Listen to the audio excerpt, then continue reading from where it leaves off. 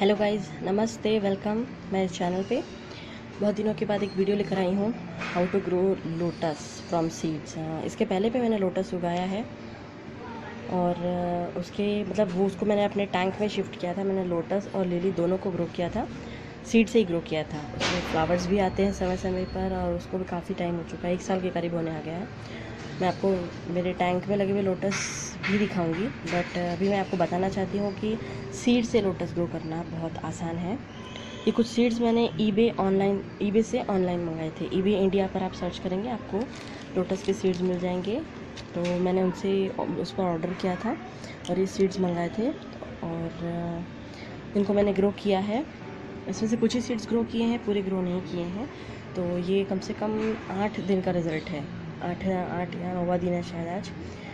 उसके पहले के स्टार्टिंग में आपको जो वीडियो आप देख रहे हैं वो उसी के स्टेप बाय स्टेप बताया मैंने।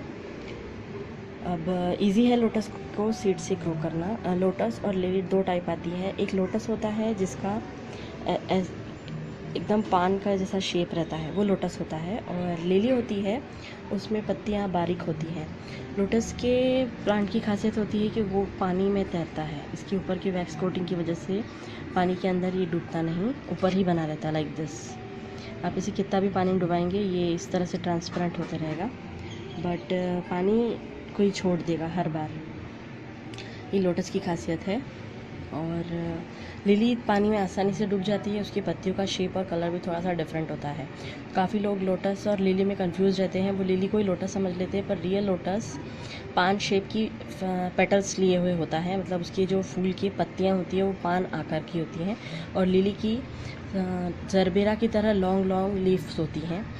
लोटस आसानी से ग्रो कर सकते हैं। अगर आप चाहते हैं आपके घर की बालकनी में, आंगन में, आप छोटी जगह पर विदाउट किसी बड़े पॉन्ड को डेवलप किए हुए लोटस लगाना चाहते हैं, तो मैं जो बता रही हूँ आप उसे ट्राई कर सकते हैं। ये बहुत आसान है और थोड़ी और प्रिकॉशंस लेकर आप बेहतर लोटस अपने घर पर उगा सकते हैं।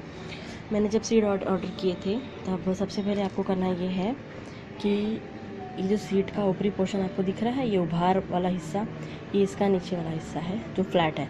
लेकिन ये जो उभार वाला हिस्सा है, यहाँ पे आपको अगर आप कर सकें तो डिवाइडर की मदद से एक छेद कीजिए, ये यहाँ पर बीचों बीच, या फिर इसको फाइलर आता है ना, बड़ा फाइलर, उस पर घस लीजिए ताकि जो ऊपर का शेल है ये थोड़ा सा कट जाए। ये ज़रूरी इसलिए होता है कि जब तक ये शेल कोटिंग कटती नहीं तब तक अंदर पानी नहीं जाएगा और ये शेल कमज़ोर पड़ के अंदर से लोटस को ग्रो करने में मदद नहीं करेगा। मतलब अंदर पानी जाने के लिए इसको ऊपर से हल्का सा फाइलर पे रब करना ज़रूरी है ताकि अंदर का बीज आपको दिखाई दे। और उसके बाद आप इसे पानी में डाल दीजिए। पानी रोज़ बदलते रहिए। पहले पानी गुलाबी हो जाएगा और फिर ज़रा ज़रा से शूट्स निकलेंगे। ये मैं आपको दिखाती हूँ कुछ इस तरीके से। ये देखिए, मैंने इसके ऊपर का खोल मैंने निकाला है अपने हाथ से, ये निकला हुआ नहीं था। इस तरीके से आएंगे। ये कुछ पौधे पूरी तरह से डेवलप नहीं हुए। अब मेरे पास साथ ये पहला एक्सपीरियंस है कि 8 दिन के बाद भी सीड की कंडीशन ये है। और बाकी की जो 3 सीड हैं वो अच्छी तरह से जर्मिनेट हो गए, उसमें रूट्स भी फूट गई हैं सिर्फ पानी में। आज मैं उनको मिट्टी में ट्रांसप्लांट करने वाली हूँ और कैसे करूँगी वो आपको मैं बताऊँगी। बहुत ईजी प्रोसेस है। ये देखिए, मैंने एक्चुअली ये जो टब है, छोटा सा प्लास्टिक का कंटेनर, इसे मैंने धूप में ही रखा था पानी में सीड्स को डाल के।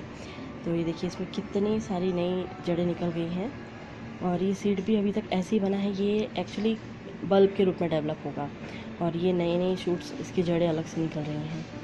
ये एक पौधा है।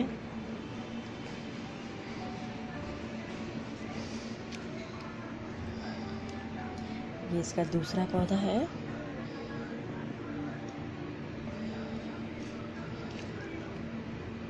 और ये इसका तीसरा पौधा है।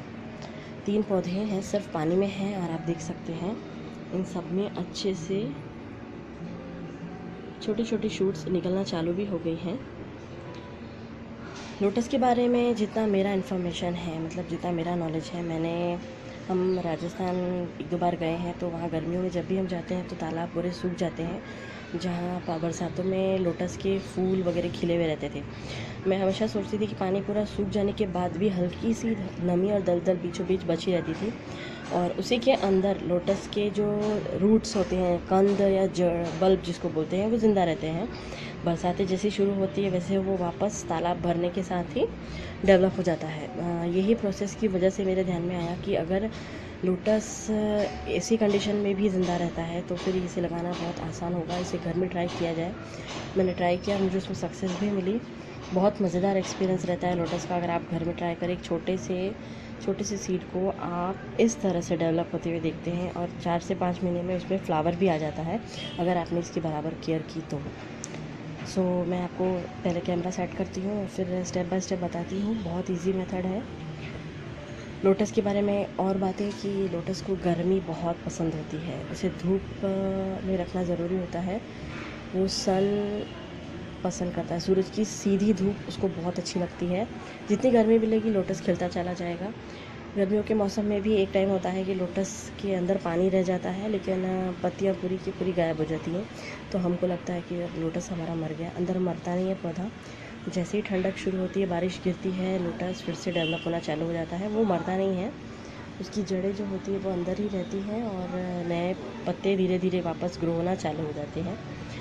सो गाइस, देखिए मैं कैसे करती हूँ, आपके साथ शेयर करना चाहती हूँ मैं मेरी मेथड को।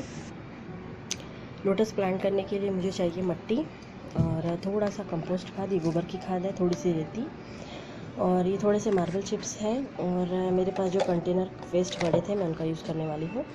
और मैं क्या करती हूँ आप देखते जाइए। पहले ये 3 कंटेनर मैंने लिए, इनके नीचे मैंने छेद कर लिया है। ये वेस्ट मटेरियल है, मैं हमेशा वेस्ट मटेरियल ही यूज़ करना पसंद करती हूँ। और ये सिंपल मिट्टी है मेरे पौधों के लिए जो मैं यूज़ करती हूँ। मैं स्पेशली ऐसा कोई मिट्टी में नहीं मिलाती, सिंपल कंपोस्ट और रेती मुझे इसमें इसलिए मिलाना है क्योंकि रेती से थोड़ा सा कैसे कहेंगे फोकस, एकदम से चिकनी मिट्टी दलदल, लोटस को जैसे दलदल चाहिए होती है, लेकिन मुझे मेरे लोटस के लिए मुझे दलदल नहीं रेडी करनी। ये ऐसा रहना चाहिए जैसे उसमें अच्छे से जड़ों को पूरी तरह से फैलने के लिए स्पेस मिले। तो वो कंडीशन बनाने के लिए मैं इसमें रेत मिलाऊंगी।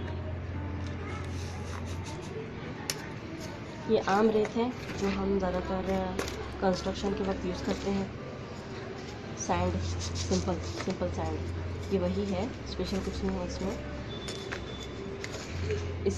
इसमें खुशकी बनी रहेगी मिट्टी में, तो रूट्स जो है वो बहुत अच्छे से डेवलप होगी।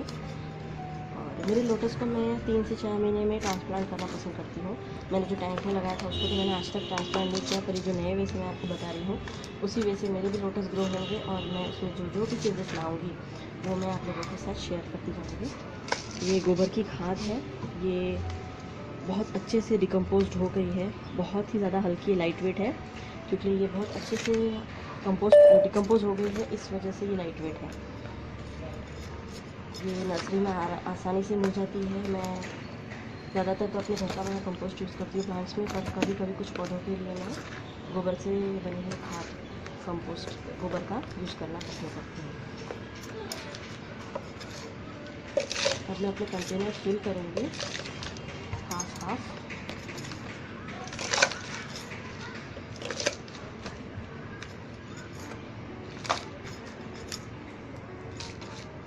मैं इनको हाफ ही फिल करूँगी। अब ये देखिए, ये प्लांट मैंने अंदर रखा और इसके ऊपर से मैं धीरे धीरे से मिट्टी डालूँगी।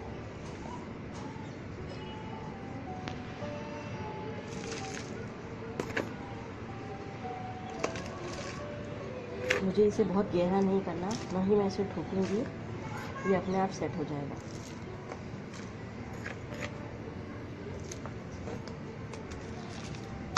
ये रेडी हो गया हमारा एक।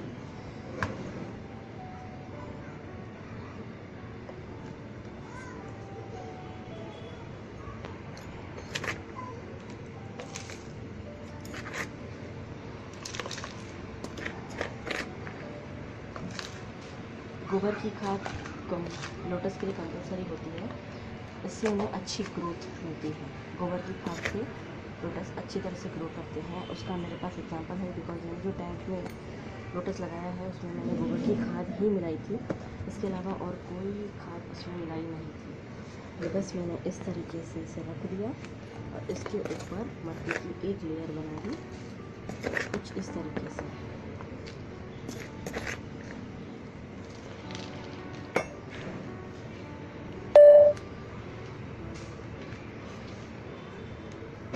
ये मट्टी का काम अब ख़त्म हो गया।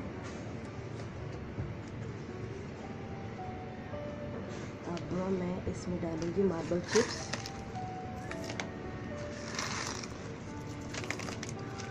आप सोच रहे होंगे मार्बल चिप डालने के बाद पौधे बाहर आएंगे क्या? पौधे अपने आप अपने लिए जगह बनाते हैं। उन्हें जब बाहर आना होता है तो उन्हें कोई चीज़ रोक नहीं सकती। ये इसलिए है ताकि खूब ज़्यादा मिट्टी पानी में आ जाए, दलदल ना बन जाए और आपका पौधा दिखने में भी अच्छा लगे।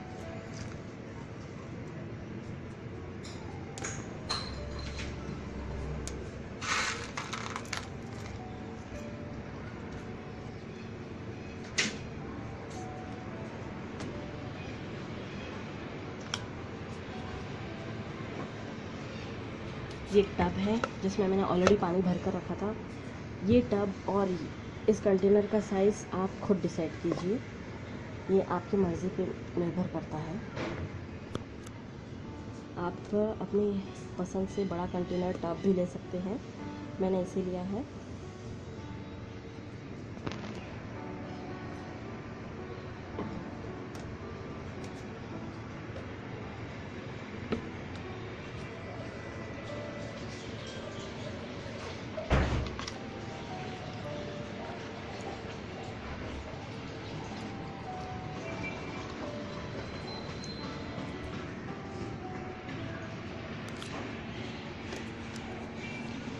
ये मैंने इसके अंदर रख दिया है और आप देख सकते हैं ज़्यादा मिट्टी बाहर नहीं आई है, बुलबुले आ रहे हैं। धीरे धीरे धीरे धीरे पानी उसमें अंदर तक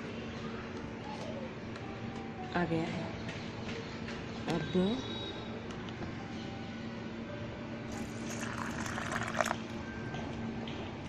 इसके अंदर पानी गया है, साथ मैं ऊपर से डाल रही हूँ। ये ऑटोमेटिक पानी पूरा बाहर आ जाएगा और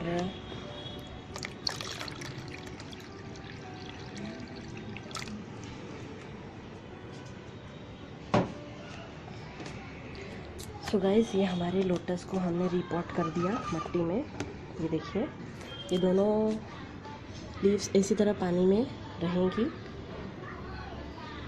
ये धीरे धीरे अंदर ही इसमें नई शूट और अच्छे से डेवलप होंगी।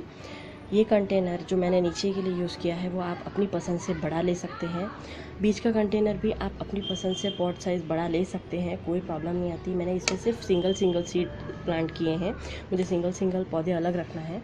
आप चाहें तो अपनी पसंद से एक साथ 2 से 3 पौधे भी लगा सकते हैं। ये करने के बाद इसे धूप में रखना बहुत ज़रूरी होता है। पौधे की अच्छी ग्रोथ धूप भी होती है, मतलब लोटस को हद के बाहर गर्मी पसंद है, उसे धूप की सीधी रोशनी पसंद है, तभी वो अच्छे से ग्रो करते हैं और फूल आते हैं। अब मैं अभी कम से कम 2 महीने तक इन्हें इसी में रहने दूँगी। इसकी रूट्स और अच्छे से डेवलप होने के बाद मैं भी इसे बड़े पॉट में शिफ्ट करूँगी। तो मैं जो भी शिफ्ट करूँगी वो मैं आपसे शेयर करूँगी। और जो मेरा छत पर टैंक है वो भी आपको मैं बताना चाहती हूँ। और ये जो लोटस की सीड हैं इनको मैं वेट करती हूँ कि ये ग्रो होते हैं क्या नहीं, वरना इन्हें भी मैं मिट्टी में लगा दूँगी। अगर शायद इसमें से कोई ग्रो हो गया, शायद मिट्टी के कांटेक्ट में आने के बाद इनकी तरह, तो ग्रो हो भी सकते हैं, नहीं तो कोई बात नहीं। मेरे पास 3 पौधे रेडी हैं और अभी भी मेरे पास लोटस की ये सीड है, मैं इन्हें भी फिर से ग्रो कर दूँगी। ओके गाइस, अब मैं आपको मेरे टेरेस पर ले जाती हूँ जहाँ मेरा बहुत बड़ा पॉन्ड है। बहुत ज़्यादा नहीं है पर एक टैंक काट के मैंने बनाया है, बट उसमें लोटस और लिली दोनों एक साथ हैं। ठीक है, चलते हैं। ये है मेरा छत पर का लिली और लोटस का टैंक। आप देख सकते हैं ये लोटस है और ये लिली है, इन दोनों की लीफ में कितना डिफरेंस है। इस पर पानी नहीं ठहरता और ये पूरा ही पानी में डूब जाता है। ये फ़र्क है लोटस और लिली में। ये टैंक मैंने पानी की टंकी होती है उसे कट करके बनाया था और ये पोर्शन था तो हमने इसे ऊपर कर दिया टाइट बंद करके और अंदर से एमसील लगा के पूरी तरह से पैक कर दिया ताकि पानी ना निकले। और इसमें मैंने लगाए थे अभी गर्मियों में इसके पूरे पत्ते गायब हो चुके थे, ना लिली के थे ना लोटस के थे। तो मुझे लगा शायद ये ग्रो नहीं करेगा, बट क्योंकि मैंने देखा था कि अंदर इनकी रूट्स रहती हैं, मरते नहीं इतनी आसानी से, तो ये वापस से बारिश 2 बार बारिश हो गई है हमारे यहाँ, तो पत्ते फिर से नए आने लग गए हैं और बहुत अच्छे से आने लग गए हैं। मेरे टैंक में मैंने एक नई चीज़ की है, मैंने इसमें मछलियाँ डाली हैं, आपको मैं दिखाती हूँ। इसके अंदर मैंने मछलियाँ डाली हैं, और मछलियाँ इसलिए डाली हैं, इस पानी में जो दलदल डेवलप होती है जिससे लोटस ग्रो करता है, उसमें मच्छर भी बन जाते हैं, और मच्छर पनपने की वजह से ऑब्वियसली प्रॉब्लम होता ही है, बट मछलियाँ उन मच्छर के बच्चों को वगैरह खा जाती हैं, उन्हें ज़्यादा डेवलप नहीं होने देती। जो हलचल आप पानी में देख रहे हैं, ये मछली की वजह से है, ये मछलियाँ हैं इसमें। सो वो पानी उस मछलियों की बॉडी से निकलने वाले वेस्ट से लोटस के लिए नाइट्रोजन भी बन जाता है, जो उसके लिए फर्टिलाइज़र का काम करता है, और इससे मेरे मच्छर वाली प्रॉब्लम भी सॉल्व हो जाती है। ओके गाइस, लोटस पे ये मेरी इन्फॉर्मेशन थी। इसके अलावा आपकी कोई क्वेरी है तो मेरा फेसबुक पेज है दीपिका's टेरेस गार्डन के नाम से, जो अभी अभी मैंने बनाया है। आप उस पर विज़िट करके अपने क्वेश्चन भी पूछ सकते हैं, और अगर आपको कुछ बताना है अपने पौधों के बारे में, कोई इन्फॉर्मेशन, तो आप उस पर भी कमेंट करके मुझे इमेज भेज सकते हैं। मैं वहाँ पर आपको पूरी जवाब यूट्यूब पर भी दूँगी, और अपने पेज पर भी आपको रिप्लाई मिलेगा। Okay guys, thank you.